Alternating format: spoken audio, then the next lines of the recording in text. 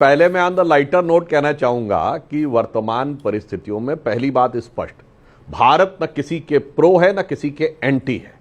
मोदी जी के नेतृत्व में भारत अपने राष्ट्रीय हितों के लिए प्रो है और राष्ट्र के विरुद्ध षड्यंत्र करने वाली हर शक्ति के विरुद्ध एंटी है। और विवेक साहब को देखिए, विवेक साहब के चेहरे में ऐसी चमक आती है अमित जी, मैं चीनी सुन के तो अति चीनी डाल दिए, इतनी चीनी डाले दे रहे हैं चाय में कि वो खड़े चम्मच वाली चाय बन जाए। वो खड़े चम्मच वाली चाय आपने सुनी है ना, जिसमें इतनी चीनी बनी हो कि चम्मच डाल दो तो वो खड़ा हो जाए।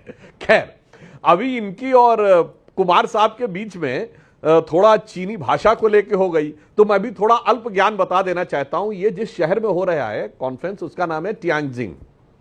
और आपको पता है कि प्राचीन चाइना में भारत का नाम क्या है? भारत को किस नाम से पुकारा जाता था? टियानजो। अब ये टियान वर्ड जो है चाइनीज भाषा में, उसका अर्थ होता है हेवन, स्वर्ग। तो टियानजिन वो कहते हैं ये स्वर्ग का शहर है, अपनी भाषा के लिए कहें, मगर भारत को टियानजो कहते थे, TINZHU, क्योंकि वो भारत को सेंटर ऑफ द हेवन मानते थे। Anybody can go and check. हाँ, ये विकिपीडिया पे विवेक जी के लोगों ने मैनेज कर रखा, तो टियानजाओ नाम तो था प्राचीन भारत का, तो लिखते हैं, पर उसका मीनिंग सेंटर ऑफ हेवन गायब कर जाते हैं। जाइए चाइनीज भाषा की डिक्शनरी में TIN टियान देखिए, कुमार साहब बैठे हैं, ये मुझे लगता है ज्यादा बेहतर इस पे बता पाएंगे। तो पहला तो भाव ये है। और दूसरा, हमारे अखिलेश जी साहब भूल गए, वो अहमदाबाद में ले जाके क्यों झूला झुलाया था शी जिनपिंग जी को, मोदी जी ने? क्योंकि शी जिनपिंग ने यह कहा कि वेन सॉन्ग जब भारत आया था तो मोदी जी के गांव में गया था। ये हमने नहीं कहा, उन्होंने कहा। महाबलीपुरम क्यों ले गए थे? महाबलीपुरम से पल्लव डायनेस्टी के राजा जो बौद्ध बनने के बाद बोधि धर्मा के रूप में चाइना गए, वो दम वो कहलाए, तो जैन बुद्धिज्म के वो पैट्रियार्क बन के उभरे। यानी ये भारत के चीन पर प्रभाव का प्रतीक था। और दूसरा, मैं एक लाइन और कह दूं, अभी आज की बात पे आइए सर, अभी बुद्धिज्म, अरे इतना भी आप काहे घबरा जाते हैं? अभी अभी जब SCO समिट शुरू हुई तो चाइनीज एम्बेसी ने क्या ट्वीट किया? उसने भगवान गणेश की एक मूर्ति ट्वीट की और यह कहा कि यह टांग डायनेस्टी के समय में मगाओ केव्स के अंदर चाइना में 7वीं शताब्दी में भगवान गणेश की मूर्ति है। तो दर्शाता है क्या कनेक्शन है भाई? अभी सुनिए, अब ओनली सिंबोलिज्म। बेसिकली उनका कहने का प्रयास है कि भारत की और चाइना की संस्कृति में कोई बहुत बड़ा फर्क नहीं है। हमारी सांस्कृतिक विरासत लगभग एक मिनट अमीर जी, मतलब आप चाइनीज एजेंट तो नहीं कहेंगे ना मुझको? देखिए, अभी तक चीन की I am no longer a Chinese agent. बात सुनिए भाई, Rahul Gandhi, Sonia Gandhi, all are good people. अच्छी डिबेट चल रही है, प्लीज डोंट डिस्टर्ब।